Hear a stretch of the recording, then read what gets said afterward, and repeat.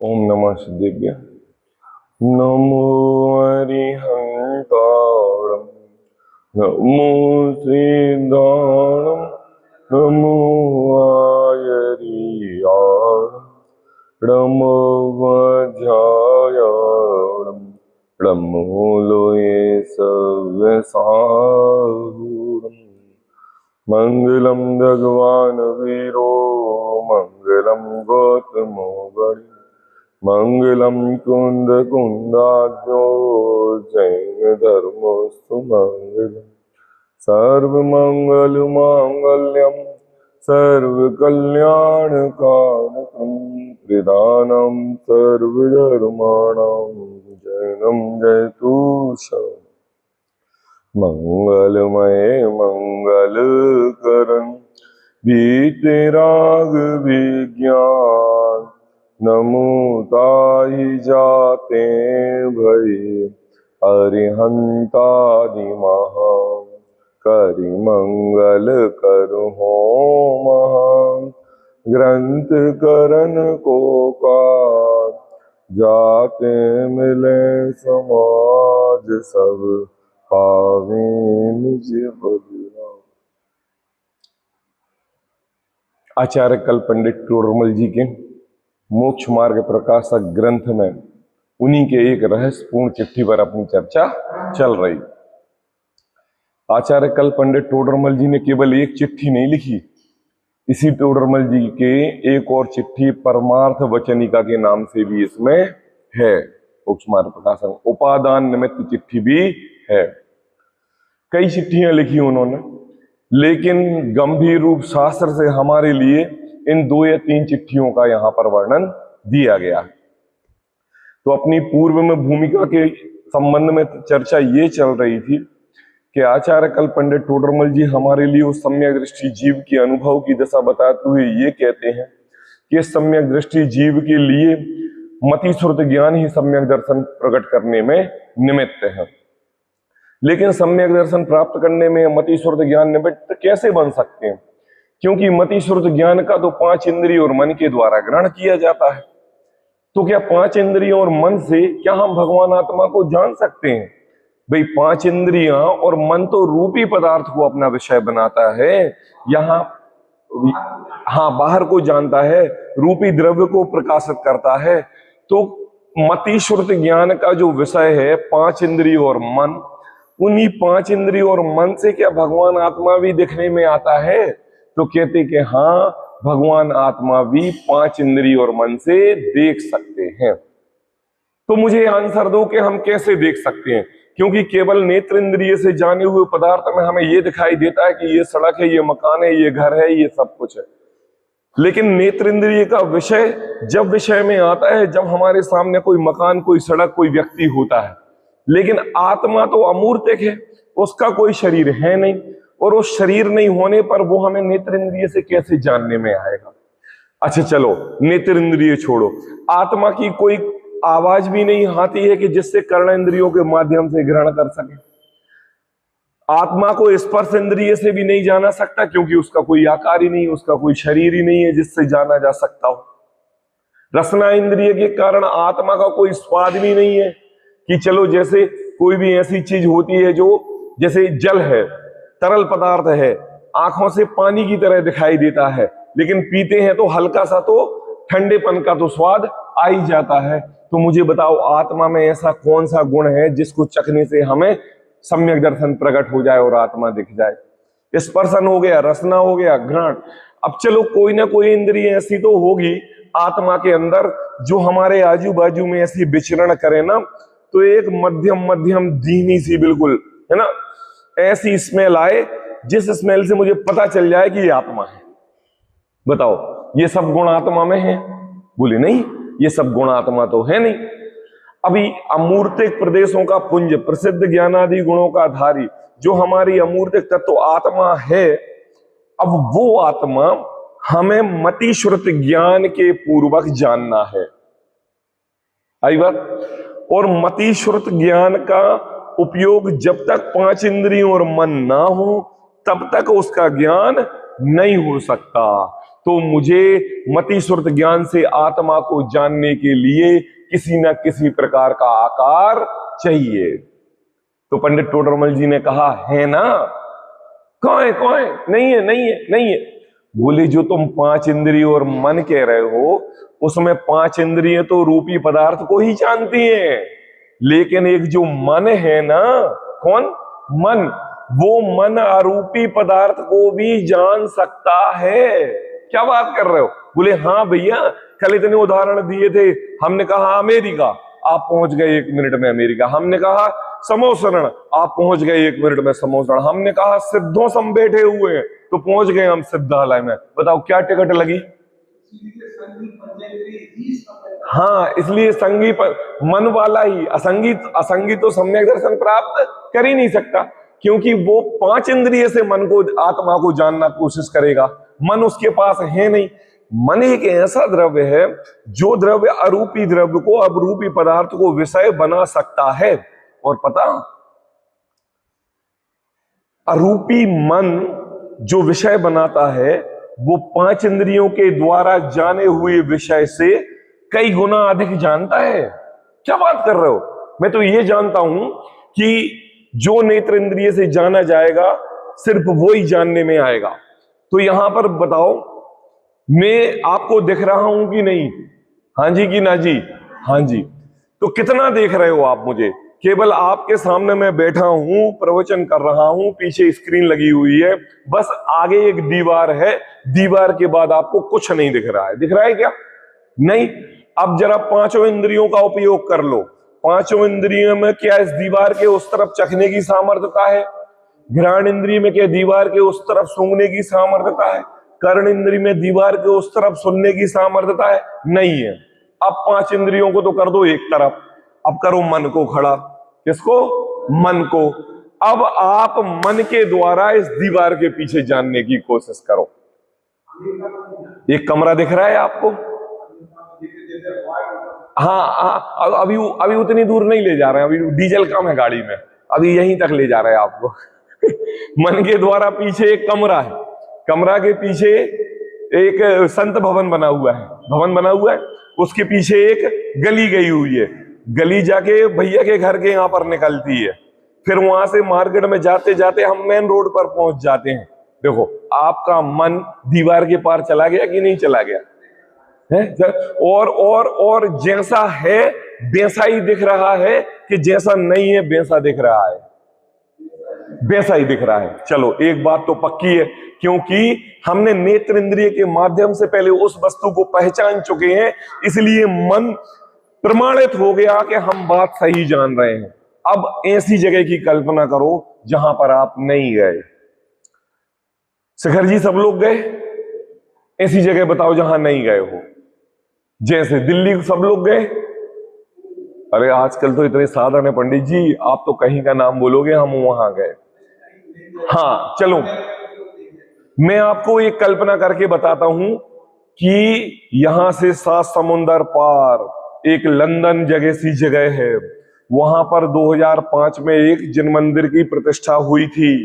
वहां पर कम से कम 100 घर की दिगंबर जैन मुमुक्षु समाज है, और प्रत्येक वर्ष जब से मंदिर का निर्माण हुआ है, प्रत्येक वर्ष भारतवर्ष से विद्वान जाते हैं, और वहां 2 विद्वान निरंतर रहते हैं, वहां परमानेंट रहते हैं, जो 24 घंटे स्वाध्याय करते हैं, और बहुत बड़ा सफेद व्हाइट मार्बल का जगमगाता हुआ इतना ही बड़ा मंदिर वहां पर डबल मंजिल बना हुआ है। पर्युषण पर्व के दौरान जब जगह कम पड़ जाती है, तो मंदिर के बाजू में ही एक बहुत बड़ा हॉल है, वहां पर विमान जी के द्वारा जिन प्रतिमा ले जाके 10 दिन के लिए रखी जाती है। फिर उन जिन प्रतिमा के सामने समस्त साधर्मी लोग एक साथ बैठ के पूजन करते हैं, फिर प्रवचन होते हैं, दोपहर में क्लास लगती है, शाम को भक्ति होती है, शाम को फिर प्रवचन होते हैं, और फिर प्रवचन के बाद सांस्कृतिक कार्यक्रम होते हैं।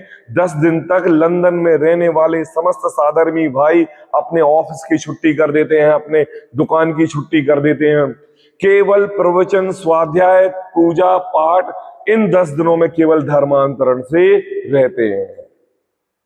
कैसा लगा आपको एक एक बात सुन के? आपका मन बिल्कुल वैसे ही चित्र बनाते गया कि नहीं बनाते गया, वैसे ही आपके अंतरंग में स्मृति लाते गया कि नहीं। अब आप लंदन नहीं गए हो, अब कभी आपको कभी मौका मिले ना और आप लंदन जाओ और ये जो मेरे वचन आपके कर्ण में गए हैं, इनके द्वारा जो मन का उपयोग करके आपने जो पिक्चर बनाई है, ये पिक्चर हूबहू दिखेगी। क्या दिखेगी? हूबहू दिखेगी। हाँ, थोड़ा बहुत ये माई के दर का उधर रखा हो सकता है, ये नोट नहीं करना, क्योंकि अभी मैंने इसका सपना नहीं दिखाया। अगर मैं इसका बोल देता तो वो भी सपना दिख जाता आपके लिए, हो सकता, लेकिन हूबहू दिखाई देगा। ऐसे ही मन के द्वारा यथार्थ रूप से अरूपी द्रव्य की कल्पना की जा सकती है। किसी के कुछ पूछा? नहीं पूछा? अच्छा, हाँ, तो ये 5 इंद्रियों और मन के द्वारा सम्यक दृष्टि जीव। फिर उन्होंने ये भी उपाय बताया कि कैसे ये जीव इन पंचेंद्रियों और मन के द्वारा अंतरंग में जाता है, कि जैसे 5 इंद्रियां पहले इस जीव की अन्य बाह्य संयोगों में लग रही थी, उसको समेटकर मन के द्वारा उसने 5 इंद्रियों और मन को अपने आत्मा के अंदर लगा लिया। उससे क्या हुआ? उसका ध्यान और कल्पना उस रूप हो गई, बाह्य रूप उसकी कल्पना मिट गई। इतनी चर्चा अपन ने की थी। और फिर उन्होंने पंडित बनारसी दास जी का एक छंद हमारे सामने प्रस्तुत किया था, आपको दिखाई दे रहा है ना? सभी लोग इस समयसार नाटक के कवित्व का दोहा पढ़ेंगे। वस्तु विचारत ध्यान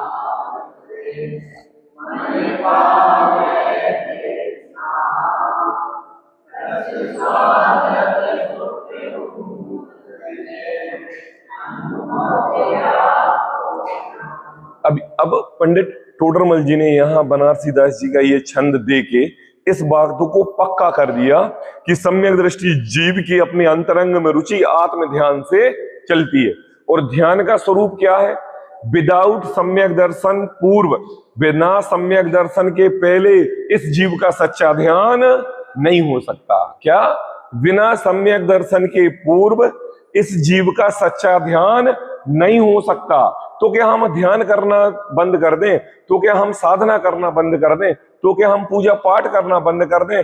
नहीं नहीं, ये तो श्रावक दशा में सटावश्यकों में आते हैं। ये तो इस श्रावक को अनिवार्य करना योग्य है। लेकिन पता 4 चांद कब लगते हैं? चांद तो हैं, बराबर है।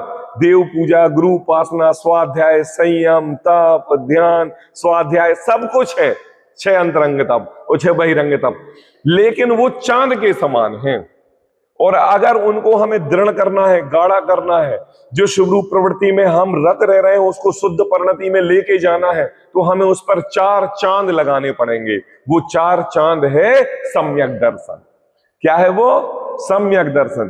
तो कहते हैं इस प्रकार मन बिना कोई अलग ही परिणाम स्वरूप में प्रवर्तित नहीं होते।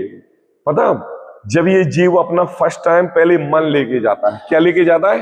मन। देखो मैं आपको कल्पना करके बता रहा हूं। आज आपके लिए जब यहां से मंदिर आप जा रहे थे, मंदिर से घर जा रहे थे, तो एक सब्जी का ठेला लगा हुआ था। किसका? सब्जी का ठेला। जानते ना सब्जी का ठेला कैसा होता? सब लोग बेचते हैं ना सब्जी। वहां पे जो साल भर सब्जी बिकती है वो सब्जी आज नहीं थी रखी थी, लेकिन उस सब्जी के बीच में आधा किलो ऐसे अपन एक कोई नई एंटेक सब्जी बोल दें जो 2-4 ही दिन आती है, मुझे नाम याद नहीं आ रहा है। जैसे कि अरे पंडित जी आप तो पड़ोरा, ये सही बात। मेरे अंदर में मन के द्वारा पड़ोरों की पिक्चर बन गई थी, लेकिन वो शब्द के द्वारा नहीं आ रही थी। देखो बन गई थी, बिल्कुल बन गई थी। क्योंकि जब मैं सागर से शाहगढ़ जाता हूं तो उस रास्ते में कुछ ही सीजन में 2-4-10 दिन के लिए लोग वहां बेचते हुए दिखते हैं। तो आपने जब यहां से मंदिर से बाहर गए और सब्जी का ठेला देखा और आपने पड़ोरे रखे हुए उस ठेले पर देखे, और देखो वो ज्यादा क्वांटिटी में नहीं रहते भाई साहब। कितने रहते हैं? आधा किलो, 1 किलो, 250 ग्राम, बस इतने ही होंगे। और आपको उनको देखकर सारी सब्जी पर दृष्टि नहीं जाएगी, उसी पर दृष्टि जाएगी। और उसकी तरफ दृष्टि जाके तुरंत भाव ये आएंगे, ये बताओ क्या भाव दिए? क्यों जाएंगे? उनको लेने के भाव क्यों हुए? क्योंकि ये सीजनेबल सब्जी है, आधा किलो रखिए, अगर मेरा ध्यान चला गया तो मिल जाएगी, अगर कोई व्यक्ति आया तो खत्म हो जाएगी। और आपका उसके प्रति रस भी है, तो आपने पड़ोरों को देखते ही उसका रस अपने अंतरंग में ले लिया। क्या ले लिया? ऐसे बनेंगे आज, ऐसे बनेंगे आज, ऐसे बनेंगे आज, तो पड़ोरे सब्जी बिल्कुल कल्पना बराबर कर ली ना। अब जब आप उस थाली पर, जब पटोरे की सब्जी बन जाएगी और थाली पर सज जाएगी, जब कौर रोटी का तोड़ोगे, बताओ किस सब्जी पर पहले हाथ लगाओगे? अब पंडित जी कहेंगे कि पंडित जी व्रत का समय चल रहा है, ये कासन कर रहे हैं कभी रसगुल्ला खिलाते हो, कभी मिठाई खिलाते हो, कभी शर्मा मिष्ठान भंडार कराते हो, कभी पड़ोरे की सब्जी खिलाते हो। अरे मैं आपको आपकी दृष्टि पकड़वाना चाह रहा हूं, मैं आपको आपकी दृष्टि जब ये जीव उस थाली में उस सब्जी के प्रति अपना रस लेने का प्रारंभ करता है और एक और अपने अंतरंग में डालता है, तो उसकी जो साधना थी, कौन सी साधना? देखने की, मोलभाव करने की, खरीदने के बाद घर तक ले जाने की, घर तक जाने के बीच में कैसी बनेगी वो सब्जी, उसकी कल्पना की, मैडम के हाथ में देने की, उनसे बोलने की थोड़ा सा जरा इसमें छोंक ज्यादा लगाना इसकी बोलने की, फिर भोजन पर बैठने की, फिर भोजन पर थाली के द्वारा वो रंग बिरंगी सब्जी दिखने की, सब्जी दिखने के बाद उसको खाने की, और खाने के बाद उसके स्वाद लेने की। इतनी प्रक्रिया हुई कि नहीं भाई साहब? हुई कि नहीं? और फिर बताओ आनंद आया कि नहीं आया? आनंद उस सब्जी का नहीं है, आनंद उस सब्जी का नहीं है, आनंद आपके उस सब्जी के प्रति तीव्र राग का है। क्या है वो? जो आपने इतनी कल्पना 1 घंटे आधे घंटे से कर रखी थी, मतलब आप जैसे मछली पानी के बाहर धोखे से निकल आती है तो कैसी छटपटाती है, ऐसी छटपटाती है। ऐसे ही आपने अपना विषय उस पड़ोरे की सब्जी को बना के, जब तक वो आपके जठराग्नि को में चली नहीं गई, आपकी जिभा पर आ नहीं गई, तब तक आप उसके सपने में कैसे छटपटा रहे थे? मछली की तरह छटपटा रही थी कि नहीं? ये है इन 5 इंद्रियों का विषय, मन के द्वारा अपने राग को तीव्र करने का परिणाम। आई बात समझ में?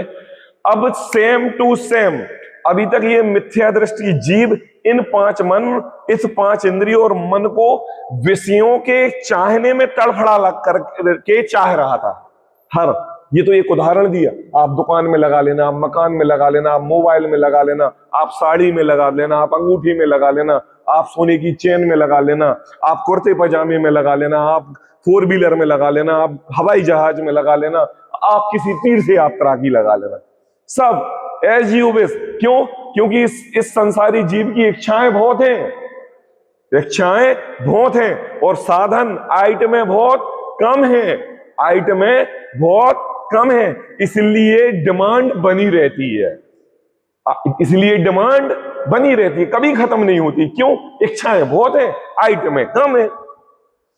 अब आ जाओ सम्यक दृष्टि के पास। किसके पास आ जाओ? सम्यक दृष्टि के पास। अब उसने जिनवाणी में मैं स्वयं भगवान हूं ये बात पढ़ी, ठीक है ना?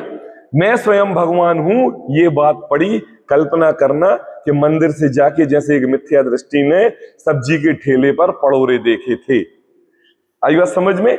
ऐसे ही उसने इस जिनवाणी में क्या बात पढ़ी? मैं ज्ञानानंद स्वभावी हूं।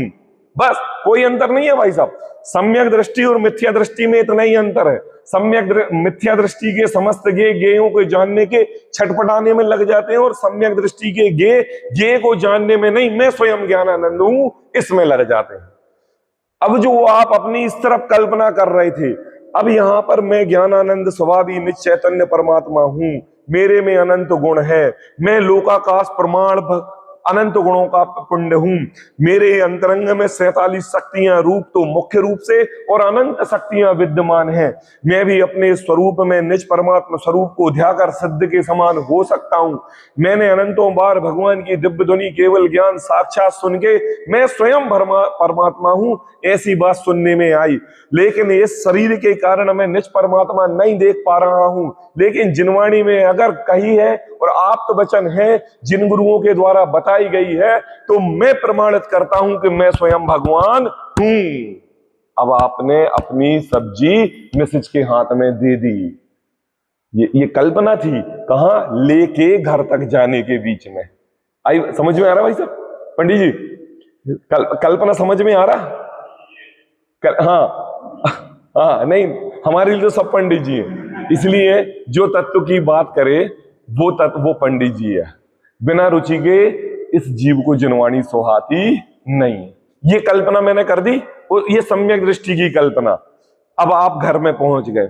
अब ये जीव, जैसे वो पुरुष आधे घंटे तक भोजन बनने के बीच में खुशबू स्मेल लेता है सब्जी बनने की, बाहर जाता है, भीतर आता है। क्यों भाई साहब? एक पाव ही लेके आए थे और 8 सदस्य हैं, सबको इतनी इतनी सी मिलेगी, और मैंने पुरुषार्थ पूर्वक सपने देखकर वो सब्जी लेके आया हूं, तो पहले नंबर मुझे ही चाहिए, दूसरे को मिले या ना मिले। तो ये जीव आधे घंटे तक छटपटा रहा है। और ये सम्यक दृष्टि जीव जब तक अपने अंतरंग में वृत्ति श्रावक के रूप में पंचम गुण स्थान वर्ती श्रावक दशा प्राप्त ना कर ले, तब तक ये जीव अपने अंतरंग में वीतरागता को ला रहा है। आएगा कल्पना? मिथ्या दृष्टि के समस्त राग राग हैं, और सम्यक दृष्टि के समस्त राग केवल ज्ञेय हैं। आई बात समझ में? और जब आपकी थाली लगी और आपने उसका रसास्वादन किया, ऐसे जब वृत्ति श्रावक ने अपनी आत्मा का अनुभव किया और उसको जो आत्मा का रसास्वादन अंतरंग में प्रकट में आया, तब उसको वास्तविकता वो स्वाद सिद्धों की जैसा लगा। कैसा लगा? सिद्धों के जैसा। जैसा आप कहते हो आज तो आपने ये सब्जी मेरी मां की तरह बनाई है। किसकी तरह बनाई है? कल्पना की, मन के द्वारा की, सम्यक दृष्टि और मिथ्या दृष्टि में। तो कहते हैं जब ये जीव अपने ऐसे स्वरूपों में ध्यान करता है तो 5 इंद्रियों मन उसके स्वरूप के ध्यान में लग जाती हैं। यही बात आई, इसलिए स्वानुभव को मन जनित भी कहते हैं। स्वानुभव को मन जनित भी कहते हैं।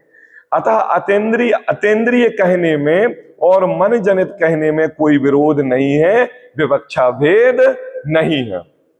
अब देखो एक प्रश्न और है ना, कल ये एक पैराग्राफ की 3 लाइनें में बाय मिस्टेक मेरे से स्क्रीन पर दिखाना रह गई थी, तो फिर मैंने आज मैं बना के लेके आऊं। देखो वहां आपने लिखा, पंडित टोडरमल जी ने जब वो चिट्ठी पढ़ी ना, तो उस चिट्ठी में एक बात लिखी हुई थी। क्या लिखी हुई थी? कि आत्मा अतीन्द्रिय है। आत्मा अतीन्द्रिय, अतीन्द्रिय आई बात समझ में? मतलब अनिंद्रिय तो है ही, और अतीन्द्रिय ऐसा है कि जो 5 इंद्रियों और मन के द्वारा जानने में आता है। किसके द्वारा? 5 इंद्रिय और मन। ये तो हो गया इंद्रिय जनित ज्ञान, ये तो हो गया इंद्रिय जनित ज्ञान। लेकिन 5 इंद्रियों और मन के द्वारा जो आत्मा जानने में आए उसको कहते हैं अतीन्द्रिय। क्या कहते हैं? अतीन्द्रिय। इंद्रिय, अतीन्द्रिय और अनिंद्रिय, तीनों चीज समझ में आ गई। इंद्रिय उसे कहते हैं जिसके पास इंद्रिय हैं, अतीन्द्रिय उसे कहते हैं जिसके पास इंद्रियां तो हैं लेकिन उसका मन ज्ञायक पर लगा है, और इन अनिंद्रिय उसे कहते हैं जिसका मन केवल ज्ञायक पे ही लगा है और शरीर उसका छूट गया है, विदाउट इंद्रिय। ठीक है, तो आत्मा अतीन्द्रिय है, इसलिए अतीन्द्रिय द्वारा ही ग्रहण किया जा सकता है। क्या कहा? यहां पर प्रश्न में यह लिखा कि आपने ये लिखा कि आत्मा अतीन्द्रिय है कि नहीं? तो इसलिए अतीन्द्रिय द्वारा ही ग्रहण किया जा सकता है। आंसर सुनो। परंतु भाई जी अब पंडित टोडरमल जी जवाब देते हैं, मन अमूर्त का भी ग्रहण करता है। क्या कहा? मन अमूर्त का भी ग्रहण करता है। अभी मैंने आपको लंदन के सपने दिखाए थे, तो क्या आपने नेत्र, कर्ण, चक्षु इन इंद्रियों से जाना था कि केवल मन से जाना था? मन से। अच्छा, मन से जब जाना था तो आपके आंखों के अंदर में उसका आकार बना था कि नहीं? बराबर आकार बना था। तो कहते हैं भाई मन अमूर्त का भी ग्रहण करता है। अब लंदन का मंदिर यहां नहीं था, वो सभा भी यहां नहीं थी, वो व्हाइट मार्बल का जिनबिंब भी नहीं था, लेकिन आपने बराबर देखा कि नहीं? तो कहते हैं मन अमूर्त का भी ग्रहण करता है, क्योंकि मति श्रुत ज्ञान का विषय सर्व द्रव्य और असर्व पर्याय कहीं है। क्या कहा भाई साहब? मति और श्रुत ज्ञान का विषय। क्या कहा है? मति श्रुत ज्ञान में पहले तो ये निर्णय कर लेना कि वो पांच इंद्रिय और मन के सहित है। अब अगर मति श्रुत ज्ञान कह रहे हैं तो जो मन है उस मन के द्वारा सर्व पर्यायों का भी जानना होता है। जैसे आप कभी बचपन में युवा थे, अब वृद्ध हो चुके हो, तो क्या वो बचपना अभी आपके पास है? नहीं है, लेकिन आप यहां बैठ के अपनी उस युवावस्था की कल्पना बराबर कर सकते हो। हाँ, बराबर कर सकते हो। अब मैं आपसे ये कहूं कि जब पांच इंद्रियां हैं तो केवल मूर्तिक द्रव्य को ही जानो, लेकिन मूर्तिक द्रव्य तो बचपन में चला गया। अब उसका हमें कल्पना करनी है, तो खड़ा करो किसको? मन को, और जाओ फ्लैशबैक में, और पूरा डे बाय डे कैसे कैसे उम्र ढली आपको सब कुछ याद आ जाएगा। तो कहते हैं परंतु भाई जी मन अमूर्तिक का भी ग्रहण करता है। अमूर्तिक, मूर्तिक दिखाई देने वाला, अमूर्तिक दिखाई नहीं देने वाला। अच्छा एक मिनट, हाँ ये लीजिए। क्योंकि मति श्रुत ज्ञान का विषय सर्वद्रव्य और अशर्व पर्याय कहे हैं। मति श्रुत निर्बंधो द्रव्य सर्व पर्यायेषु। देखो आपको मैं दिखाऊं, यहां पर एक व्यक्ति बना हुआ है कि नहीं, और एक व्यक्ति के अंदर मन में ये रूपी पदार्थों की कल्पना हो रही है कि नहीं? चित्र दिखाई दे रहा है आपके लिए? तो अगर हम रूपी पदार्थों को केवल पांच इंद्रियों से जाने, सिर्फ पांच इंद्रियों से जाने, तो मन का लोप हो जाएगा। क्या हो जाएगा? मन का लोप हो जाएगा। अगर हम पांच इंद्रियों से केवल इतनी 10 से 20 फीट की वस्तु को ही जानते हैं और मन के द्वारा सर्व पर्यायों को जान लेते हैं, जैसे हम मंदिर से जाएंगे, हम भोजन बनाएंगे, फिर शाम को स्वाध्याय में आएंगे, सांस्कृतिक प्रोग्राम की तैयारी करेंगे, ये सारा मन काम कर रहा है। क्या काम कर रहा है? मन। भाई पांच इंद्रियां काम नहीं कर रही, पांच इंद्रियां तो इस दीवार तक, हमारे तक कवर्ड हैं, आई बात, लेकिन मन ये सिद्ध लोग जैसे की भी चर्चा कर सकता है। तो ये देखो मन के द्वारा इसको समस्त जीव दिखाई दे रहे हैं। तो एक बार प्रश्न समझ लेना, आत्मा अतीन्द्रिय है। आत्मा अतीन्द्रिय इसलिए कहा क्योंकि अतीन्द्रिय मतलब पांच इंद्रिय और मन के द्वारा अतीन्द्रिय आत्मा का जो ज्ञान है उस शब्द को अतीन्द्रिय कहा। ठीक है, मतलब ये रूपी नहीं है, ये रूपी नहीं है, फिर भी जानने में आ रहा है, इसलिए अतीन्द्रिय। शरीर की बात नहीं, आत्मा की। समझ में आ रहा है कि नहीं आ रहा? कुछ डाउट है, नहीं आ रहा है तो एक बार बोल दो, फिर हम आगे बढ़े हैं। अभी आ जाएगा, आराम से आ जाएगा समझ में। देखो, परंतु भाई मन अमूर्तिक का भी ग्रहण करता है, क्योंकि मति श्रुत ज्ञान का विषय सर्वद्रव्य और असर्व पर्याय कहीं है। तत्वार सूत्र में ऐसा कहा है, मति श्रुतियो निर्बंधो द्रव्यस्य सर्व पर्यायेषु। आई बात। अब देखो अगला प्रश्न, कल हमने जो प्रश्न पढ़ा था वहां आपने प्रत्यक्ष परोक्ष का प्रश्न लिखा है ना? कल हमने प्रश्न समझाया था। उन्होंने उस प्रश्न में क्या लिखा कि जब ये आत्मा सम्यक दृष्टि जीव अपने आत्मा में वस्तु विचारत ध्यावते मन पावे विश्राम, ऐसा ध्यान करके जब निज परमात्मा का ध्यान करता है, इस तरफ दिखाई देने वाला व्यक्ति, किस तरफ? इस तरफ दिखाई देने वाला व्यक्ति, उसके वो अंतर्मुखी ज्ञान को तो कहो प्रत्यक्ष। क्या कहो? प्रत्यक्ष। आई बात। और उसके बाद फिर वो घर जमीन जायदाद स्त्री पुत्र मकान के बीच में रत रहता है। कौन? चतुर्थ गुण स्थानवर्ती सम्यक दृष्टि, उसके उस समय ज्ञान को कहो सम्यक दर्शन को परोक्ष। क्या कहो? परोक्ष। नहीं आई समझ में? आई। देखो दो, अभी आप मंदिर आते हो, एक सज्जन मिले, कहां जा रहे हो भैया? मंदिर जा रहे हैं। अच्छा पंडित जी बन रहे हो? नहीं पंडित जी नहीं बन रहे, हम तो बस दर्शन करने के लिए जा रहे हैं। अब उन्होंने आपसे पंडित जी क्यों बोला? हाँ, अब कोई बात नहीं, चलो बोल दिया। अब यहां से जब आप दुकान पर गए और एक ग्राहक आपसे मोल भाव कर रहा था बहुत ज्यादा, और वो उनकी बाजू में दुकान थी, उन्होंने सुबह आपको पंडित जी बोला था। अब जब मोल भाव करते हुए जब वो बहुत कहने लगा मुझे इतने में दो, इतने में दो, तो वो भैया कहते हैं देखो बहन जी, लेना हो तो लो, नहीं लेना हो तो यहीं रखा रहने दो, आप दूसरी दुकान देख लो। थोड़ी सी लाउड हो गई आवाज। तो वो व्यक्ति उन व्यक्ति से कह रहा था, कहा भैया सवेरे तो बहुत पंडित जी बन रहे थे, अब कहा होगा ग्राहक तुमसे कह रहा हो 10 रुपये कम करवेगी, तो मैं गुस्सा आ गई। तो कहते हैं कि देखो जब मैं मंदिर जा रहा था, वो व्यक्ति कहता है, तब मुझे आप पंडित जी कह सकते हो, लेकिन जब मैं दुकान पर बैठा हूं तो मुझे दुकानदार कहो। क्या कहो? दुकानदार। ऐसे ही वो सम्यक दृष्टि, जब उन्होंने इतनी सब कुछ कल्पना करके बताई उस सम्यक दृष्टि जीव की, तो प्रश्न ये खड़ा किया कि देखो जब वो ध्यान में रहे, जब वो अपनी आत्मा का चिंतन करे, उसको अपना निःशुद्धात्मा दिखाई दे, तो कहो उसको प्रत्यक्ष सम्यक दर्शन, ठीक है। लेकिन जब वो स्त्री पुत्र मकान जमीन जायदाद के बीच में रहे, तो उसको कहो परोक्ष सम्यक दर्शन। क्या कहो? परोक्ष सम्यक दर्शन। समझ में आया कि नहीं आया? प्रश्न अच्छा है कि खराब है? बताइए। प्रश्न हमारे अंदर ये जिज्ञासा उठ रही है कि नहीं? मुझे ये बताओ, एक सम्यक दृष्टि जीव कैसे स्त्री पुत्र मकान जमीन जायदाद के बीच में रह सकता है?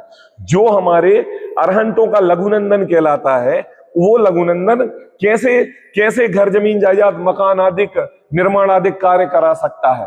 तो कहते हैं कि देखो भैया, चलो हमने आपकी बात मान ली कि उसको सम्यक दर्शन है, लेकिन अभी वो भोजन कर रहा है तो प्रत्यक्ष नहीं है। जब वो ध्यान में बैठेगा तब प्रत्यक्ष होगा। तो देखो कहते हैं, वहां आपने प्रत्यक्ष परोक्ष के प्रश्न किए, परंतु भाई प्रत्यक्ष परोक्ष तो सम्यक्त के भेद है ही नहीं। क्या कहा आपने? सम्यक्त के भेद में प्रत्यक्ष परोक्ष कैसे डाल दिया? ये तो भेद है ही नहीं। जब जवाब देते हैं, देखो चौथे गुण स्थान में सिद्ध समान छायक सम्यक्त हो जाता है। क्या कहा? पता क्या होता है छायक सम्यक्त? ज्यादा कठिन वर्ड नहीं है। जो सम्यक्त में दर्शन मोहिनी कर्म के उदय से स्त्री पुत्र जमीन जायदाद में अपना मन लगे, लेकिन अंतरंग में ये श्रद्धान रहे कि मैं इनसे अलग हूं, उसको कहते हैं छायक सम्यक्त। नहीं आई समझ में? फिर से बोलूं? फिर से बोलूं? बोलूं कि नहीं बोलूं? हाँ जी, देखो छायक सम्यक तो उसे कहते हैं जिसके अंतरंग में क्षय उपशम ज्ञान रूप धारणा ये थी कि मैं संसारी हूं। क्या हूं? मैं संसारी हूं। उस समय ये अपना क्षय उपशम ज्ञान पूरे संसार के विकल्पों को बनाने सुधारने में लगाता था, लेकिन जैसे ही उसको अपने अंतरंग में निःशुद्धात्मा की प्रीति जगी, तो वो क्षय उपशम है, वो क्षय उपशम है, और वो क्षय उपशम पहले मिथ्यात्व से ग्रसित था, अब वो सम्यक्त हो गया है। कैसा हो गया है? सम्यक्त हो गया है। अब वो सम्यक्त जब हो गया है, तो क्षय उपशम ज्ञान तो पुराना ही है, वही स्त्री है, वही पुत्र है, वही मकान है, वही जायदाद है, वही घर है, सब कुछ वही है, कोई परिवर्तन नहीं आया। लेकिन ये मेरे नहीं है, ऐसी श्रद्धा उसके प्रकट हो गई। आई बात समझ में? उसको बोलते हैं छायक सम्यक। अब एक गुण और है छायक सम्यक्त का। छायक सम्यक्त के अंतरंग में दर्शन मोहिनी कर्म के उदय से इस जीव के वृतादिक लेने के भाव नहीं आते। क्या कह रहा हूं मैं? दर्शन मोहिनी कर्म के उदय से चतुर्थ गुण स्थानवर्ती जीव व्रतशील संयम आदि उपवास आदि करे तो ठीक है, और नहीं करे तो कोई बात। स्वाध्याय करेगा, आत्मनमन करेगा, अनुभूति करेगा। हाँ हाँ हाँ हाँ हाँ हाँ। देखो अभी मैं बता रहा हूं, अभी नीचे हाँ एक मिनट, अभी अगले वाले पैराग्राफ में आपका भी डाउट क्लियर हो रहा है, क्लियर हो रहा है।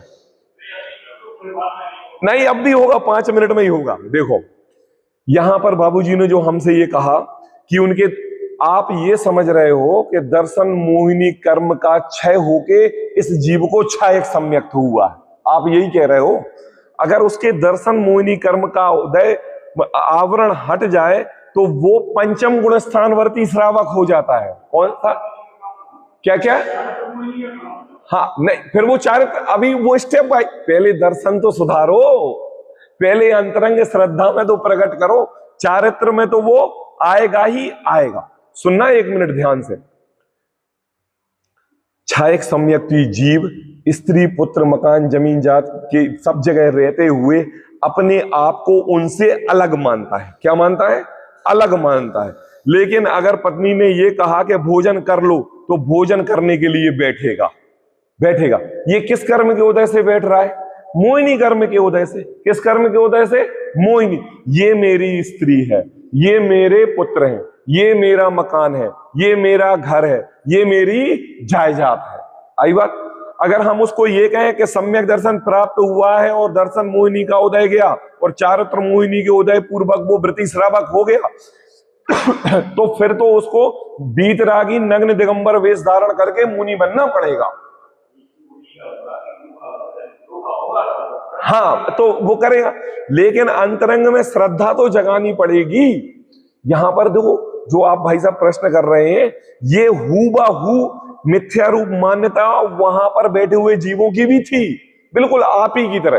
क्यों? क्योंकि वो सम्यक दृष्टि को ऐसा मान रहे थे जैसे कि वो सीधा स्वर्ग से आया हुआ कोई अलौकिक देव है। वो ये मानने के लिए तैयार नहीं थे कि हम और आप में ही ऐसी अपूर्व दशा प्रकट हो जाती है जिससे उस जीव को सम्यक तो हो जाता है। उसी की बात बता रहे हैं। यहां पर कोई भी चीज अभी आप उत्कृष्टता में मत लेना, उच्च कोटि का, यहां पर शुरुआत में लेना। किस में लेना? शुरुआत में। उत्कृष्टता में मत लेना। उत्कृष्टता में फिर हमारे लिए सिर्फ दिगंबर भावलिंगी संति दिखाई देंगे, सम्यक हम सभी दिखाई नहीं देंगे। फिर वो स्वयंभू रमण में इतने त्रियंच जीव है, उनको सम्यक दर्शन है, ये भी हमें दिखाई नहीं देगा। लेकिन है कि नहीं? है कि नहीं? अब उनके किसका अभाव हुआ है?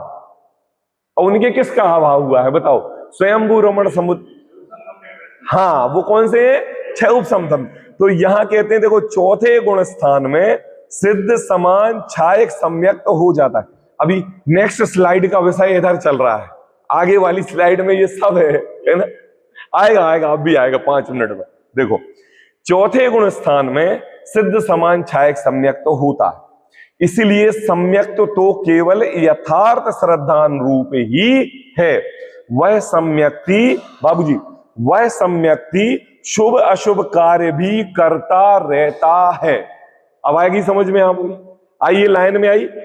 अब अगर हम उसको ये कहें कि उसको छायक सम्यक प्रकट हो गया, तो शुभ रूप कार्य में प्रवर्ते, ये तो नियम बनता है, लेकिन अशुभ रूप कार्य में नहीं प्रवर्तना चाहिए। अभी बाबूजी के प्रश्न के हिसाब से शुभ रूप कार्य में प्रवर्तना, ये तो छायक सम्यक दृष्टि का कर्तव्य है, हाँ नहीं, लेकिन अशुभ रूप कार्य में भी प्रवर्त रहा है कि नहीं? अब देखो नेक्स्ट स्लाइड में, देखो यहां पर मैंने जो पिक्चर बनाई है आपके लिए, यहां पर एक जीव, ये समझ लो कि ये सम्यक दृष्टि जीव है। कौन है?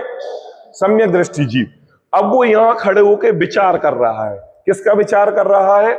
सिद्ध सम अपना विचार कर रहा है। ऊपर सिद्धालय बना हुआ है, उसके अंतरंग में जो ज्ञान प्रकट हुआ है वो सिद्ध जैसा आंशिक ज्ञान है।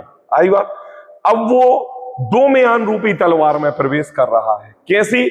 एक, जब अपने निःशुद्धात्मा का ज्ञान करता है तो उसको संसार जड़ वैभव पृथक हमसे दिखाई देते हैं, लेकिन मोहिनी कर्म के उदय के कारण वो एक वकील भी है, वो एक एडवोकेट भी है, उसके पास एक शरीर है, उसके पास भी एक कल्पना रूप ज्ञान है। अब वो सम्यक दृष्टि जीव इस कार्य में भी प्रवर्त रहा है कि नहीं? तो कहते हैं कि सम्यक तो केवल यथार्थ श्रद्धान रूप है।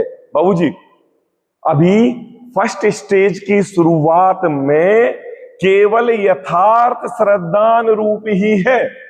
उदाहरण दिए देता हूं, जैसे आप सभी जैन हैं कि नहीं? हैं जी। तो आपको अपने जिनेंद्र देव जिन गुरु पर ही श्रद्धा है कि नहीं? हाँ जी। तो जब आप यहां से घर जाते हैं, तो घर जाते समय आपको किसी अन्य देवी देवताओं के कोई भी मंदिर देखते हैं, तो उनके मंदिर को देखकर और आप अपने मंदिर को देखते हो, तो दोनों में क्या अंतर होता है बताइए? वहां भगवान नहीं है, वहां उनके मंदिर में भगवान नहीं है, आपके मंदिर में भगवान है। आपके मंदिर में कलश है, उनके मंदिर में भी कलश घर पर लगा हुआ है। आपका मंदिर भी भव्य बना हुआ है, उनका भी मंदिर भव्य बना हुआ है। आपका मंदिर भी बीच बाजार में है, उनका मंदिर भी बीच बाजार में है, लेकिन आप अपने मंदिर को जब यहां से निकलते हो तो ऐसे दर्शन करते हुए क्यों निकलते हो, और जब उनके मंदिर के सामने निकलते हो तो देखते भी व्यवस्थित नहीं हो? बताओ, कारण बताओ, एक एक जन बताना। हाँ हाँ हाँ। और चलो ये बात तो हम बालबुद्ध पाठमाला में पढ़ा देते हैं। और दूसरी बात, हाँ, मैं ये बात पकड़ना चाहता था कि वहां पर हमारी श्रद्धा नहीं है और यहां पर मेरी श्रद्धा है। आई बात समझ में? तो भाई साहब पंडित जी, यहां पे जो सम्यक दृष्टि जीव की पूर्व भूमिका में जो छायक सम्यक्त प्रकट हुआ है वो केवल यथार्थ श्रद्धानुरूप प्रकट हुआ है। आई बात समझ में? अभी अपन को पूरी रामायण कुछ भी नहीं लेनी है, कुछ भी नहीं लेनी है। यह केवल यथार्थ श्रद्धान रूप। कैसा कि हे प्रभु, केवल जिनेन्द्र देव जिन स्वाध्याय जिन दर्शन ही हमारा ध्यान योग्य है, अन्य दर्शन कोई भी ध्यान योग नहीं है। ये कोई हंसी खेल वाली बात नहीं है, छोटी मोटी बात नहीं है भाई साहब। ये बात इतनी है कि एक बार अपनी अगर श्रद्धा दृढ़ हो जाए ना जिन देव के प्रति, तो अपना आने वाला गृहीत मिथ्यात्व छूट जाता है। कैसे छूट जाता है? हम सशरीर है ना, हमारे अंतरंग में भी नाना प्रकार के विकल्प चलते रहते हैं, शरीर, जड़, वैभव, जायदाद, पुत्र, स्त्री इकट्ठे करने के। तो ये जीव जब एक पुत्र की वांछा में एक पति पत्नी या दादा दादी और पुत्र नहीं हो रहा है और उनको जिन मंदिर जिन देव पर श्रद्धा है, वो जिनवाणी जिनसुत पढ़ते हैं, जिन गुरुओं की आराधना करते हैं और मैं गायक हूं ऐसे स्वभाव से भी मानते हैं, लेकिन अगर पुत्र की लालसा में कोई अन्य व्यक्ति उनसे ये कह दे कि फलानी देवी के पास 2 चक्कर लगाओ, फलानी मड़िया के पास ये लगाओ, फलाने यहां से दवाई ले आओ, फलाने यहां से झरवा के आ जाओ, तो वो स्वाध्यायी जीव भी, वो पढ़ने लिखने वाला जनमंदिर पर श्रद्धा करने वाला जीव भी वहां चला जाता है। जाता है कि नहीं? जाता है कि नहीं? हम तो स्वाध्यायी, हम तो इस चीज में मानते नहीं, तो फिर पता क्या लोग बोलेंगे, देखो भैया हमें पता है तुम नहीं मानते, हमें पता है कि तुम जिनवाणी पढ़ते हो, तुम्हें पता है कि मैं अकर्ता स्वभावी निज परमात्मा हूं, किसी के करने से मेरा कुछ होगा नहीं, लेकिन अब अगर उधर ये किंवदंती चल रही है तो जाके नारियल चढ़ाओ ना, तुम्हारा क्या जा रहा, आंख बंद कर लेना। अगर वो उसके झड़ने से, उसकी दवाई खाने से तुम्हें पुत्र की प्राप्ति हो रही है, तो अगर हो गई तो हो गई, नहीं हो गई तो तुम अपनी जिनवाणी पढ़ते हो, पढ़ते रहना। भाई साहब, ये जीव, ये कहानी होती है मिथ्या दृष्टि जीव की। इसकी हाँ, वो तो अभी 1 घंटे का प्रवचन है, उस पर पूरा सब बता दूंगा मैं। लेकिन अभी तो मैं केवल आपको ये पकड़वाना चाह रहा हूं कि हम जिनवाणी जिनसुत पढ़ते हुए, जिन देशना सुनते हुए, जिन मंदिर के सामने नतमस्तक करते हुए, दिगंबर निर्ग्रंथ गुरु महाराज को ही अपना भावी तीर्थंकर मानते हुए, निर्ग्रंथ वीतरागी संत को ही अपना संत मानते वाले भी कभी अपनी कमर दर्द, पीठ दर्द, पेट दर्द, हाथ दर्द, सिर दर्द, बच्चे, पुत्री, विवाह आदि कार्यों के लिए अन्य देवी देवताओं के यहां भी पूजने चले जाते हैं। क्यों? क्योंकि हमारी श्रद्धा भी मिथ्या है, हमारा नाम हमारे साथ मिथ्या दृष्टि लगा हुआ है। जब वह अपने अंतरंग में छायक सम्यक रूप प्रथम स्टेज पर कदम रखता है तो ये गृहीत मिथ्याता आने का दर्शन उसका छूट जाता है। कोई भी व्यक्ति किसी भी प्रकार का प्रलोभन दे, सम्यक दृष्टि जीव के अंदर छायक सम्यक रूपी पर्याय प्रकट हुई है, तो वो किसी अन्य देवी देवताओं के यहां नहीं जाएगा, किसी भी कुगुरु कुदेव को शास्त्र को नहीं पूजेगा, केवल एक बीतराग परमा। देखो भाई साहब, वो दुकान जा रहा है, दुकान मेरी है ये मान रहा है, वो घर में बच्चों के साथ खेल रहा है, ये बच्चे मेरे हैं ये मान रहा है, वो अपने शिखर जी से गुरसराय जा रहा है, वो ये मान रहा है कि ये गुरसराय मेरा गांव है, लेकिन फिर भी उसकी इतनी श्रद्धा दृढ़ है कि वो किसी भी गृहीत मिथ्यात्व को अपने अंदर प्रवेश नहीं करने देता। हाँ हाँ, नहीं, वो गृहीत मिथ्यात्व है। वो देखो, ये तो जब अन्य देवी देवता कुछ नहीं कर सकते तो हमारे सिद्ध भगवान तो अकर्ता स्वभावी हैं, वो कैसे कर सकते हैं?